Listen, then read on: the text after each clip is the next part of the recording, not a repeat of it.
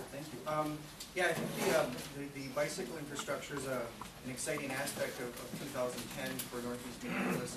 As you know, there's been much infrastructure that's been put down in other parts of the city, and this is our chance to get some of that infrastructure investment up here. The boulevard concept is a share the road, so there are people calm the traffic, make sure that drivers and pedestrians and other bicyclists are aware of where you go. Wayfinding is a big part of that, and it's definitely not a separation system, so you retain residential parking off-street as a key feature of that, where other systems you have separated bicycle lanes that are striped or either physically separated. Boulevards aren't that, so they're more about speed bumps, coordinated signage, and center striping.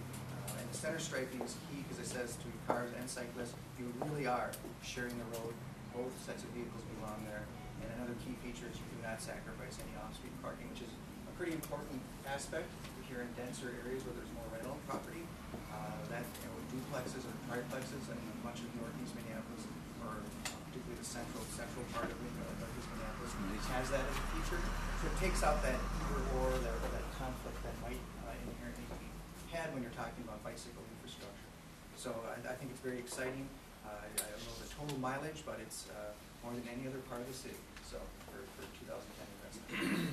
In addition to that, we do have phase one of an off-road infrastructure along 18th from Monroe to the river.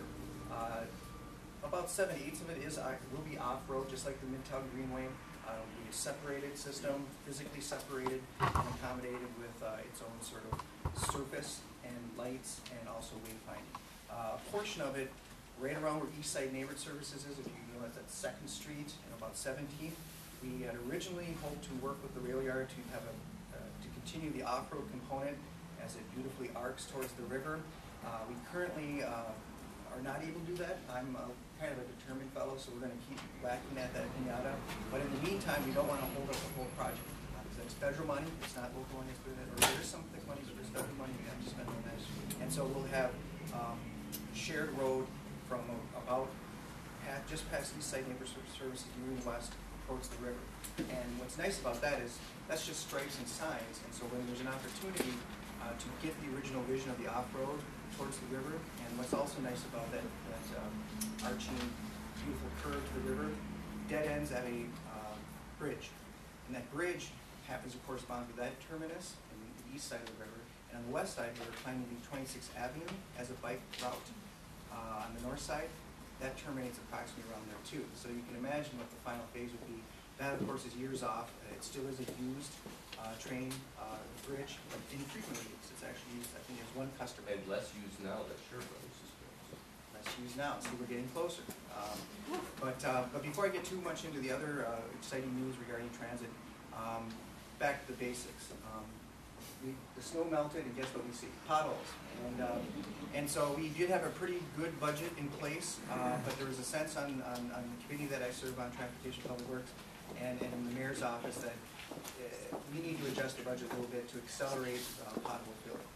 It just is really an exceptional year in the negative sense for the condition of roads. And so we're putting, we'll find out what the mayor says today, this afternoon in the supplemental budget speech, but at a minimum, an additional $500,000 we put in to accelerate the road construction process. And what that means for us is that the main roads will get done earlier, and then they can do more work into the side streets. And as you know, the side streets don't always get hit because if the season goes slower and they don't get to them till say August, we only do about a fraction of the off-roads. And the condition of the off-roads is at an all-time low level. But the main roads will get done earlier with this additional money, and much more of the side roads will get intended to. And it's just the basics. It's the boring side of transportation, but it's also the fundamental side of it as well. The other big news, and I don't want to talk too much, and hopefully you open up for Q&A, is the resolution that the city passed just this last council cycle. We ratified the streetcar priority list for the city of Minneapolis. That is now a resolution of the council, and it's official policy. And of the 7, and it's in the Access Minneapolis plan, but that section of it can get ratified. And Minneapolis has 7 routes that are now preferred, and that is our preferred system. and Central Avenue is one of those 7. Staff was further directed, and I find this in a provincial sense kind of exciting, to prepare information that would become part of a study that would get us in line, so to speak, for federal dollars that are now available for preferred streetcar dollars. And the 10, we call it the 10 and 18 in the Midtown Greenway. And the 10 and the 18 refer to the bus numbers. So that's Central Avenue and Nicollet Avenue. And so those will be studied, and when the study's complete, when Minneapolis gets in line for those federal dollars for preferred streetcar routes, Central Avenue is on the list, top of the list. Midtown Greenway is in there too. That's more of a connector route. Many people in the transportation community see it as a connector route between the existing Hiawatha LRT line and the now approved Southwest LRT line. It connects the 2 terminus points, and it's an east-west sort of connector in general. But it would act a little bit differently than a traditional streetcar, because as many remember or know from other cities, a streetcar is not light rail. It's lighter, it's more nimble, far, as Commissioner Stangline points out, far less expensive to put in, and it allows for maximal interaction between the street and people who are in transit. That's why, and it does not disrupt parking to any real significant degree. As a matter of fact, where the buses have their right-of-way to park and pick up passengers, that would be the only area where with a streetcar you would not have parking. So that's sort of a trade-off that's has no negative impact. And I know from merchants, and I've heard it for years, that on Central Avenue, it's always had parking on Central Avenue, and that's something that we will always preserve, but it's the feature of a main street. It doesn't matter if you're Hibbing or Ely or Northeast Minneapolis, that's a feature of a main street, as we know that. So that's very exciting news, and as I said in council, it's now not a matter of if, it's going to be just a matter of when we put streetcars in Minneapolis, and we're front of the line, which is a nice place to be. And also Tucson, just to give you a litmus test of the reality of this year, 4 cities received funding. One of them, of course, Gas Portland, again, got more money to do that. They've been doing it for years. They figured out how to get money almost annually funneled to their system to feed it and grow it. But Tucson, Arizona. So my notion is, if we have common sense about Tucson, Arizona, you get streetcar money, so can the city of Minneapolis.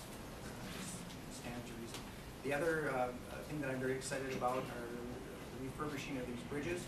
I think Commissioner Stangline will talk in detail, or greater detail than I could, about Bowie Avenue, a lifetime project, and he will get into that. But also the Camden Bridge will be rehab too, and that will be on a very accelerated schedule, because as you know, 2 bridges down, serving 2 sections of the city. There's many impacts that you could think of just in a few minutes, and then when you talk to folks, you can, wow, the impacts really expanded quickly. So that's on a very accelerated, the Camden Bridge on a very accelerated schedule. We did have to do that bridge this year. Something, why didn't you wait or get the money from the feds and put it in advance?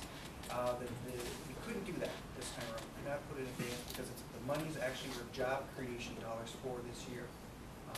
So it wasn't bridge construction per se from the funding perspective. It was actually job creation. We need to create those jobs this year by mandate of the federal government. So that's why that is.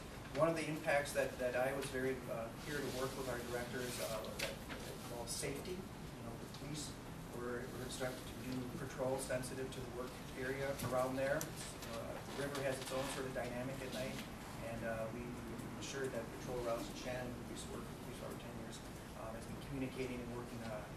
How can we deal with situations when this major work site takes place there, and what may happen in particular hours around that.